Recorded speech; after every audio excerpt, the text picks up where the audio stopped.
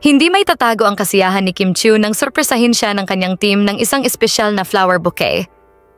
Ngayong buwan ay ginugunita ng aktres ang kanyang ika-19 na taon sa mundo ng showbiz.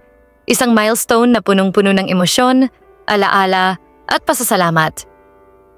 Makikita sa kanyang mga mata ang kagalakan habang iniaabot sa kanya ng kanyang staff ang mga bulaklak bilang simbolo ng pagmamahal at suporta. Sa kabila ng tagumpay at katanyagan, nananatiling mapagpakumbaba si Kim. Sa maikling pahayag niya, binalikan niya ang kanyang pinagmulan mula sa isang simpleng dalagitang nangangarap hanggang sa pagiging isa sa pinakatinitingalang aktres ng kanyang henerasyon. Naaalala pa raw niya ang mga unang eksena niya sa harap ng kamera, ang kaba sa unang script reading at ang hirap ng mga mahabang taping days. Ngunit sa kabila ng lahat ng ito, hindi siya bumitaw. At ngayon, makalipas ang halos 2 dekada, narito pa rin siya na mas matatag, mas inspirado at mas pasasalamatin.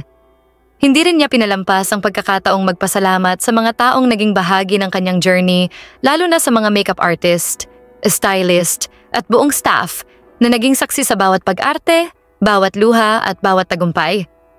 Araw-araw silang kasama ni Kim sa studio at sa mga set ng teleserye. Kaya naman ang simpleng sorpresa ay naging emosyonal para sa aktres. "Thank you for believing in me," pahayag ni Kim.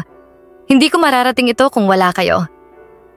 Sa kanyang mensahe ay damang-dama ang pagmamahal hindi lang sa kanyang craft, kundi lalo na sa mga taong tumulong sa kanya sa likod ng kamera. At ngayong ipinagdiriwang niya ang kanyang ika-19 na taon sa industriya, isang bagay ang malinaw.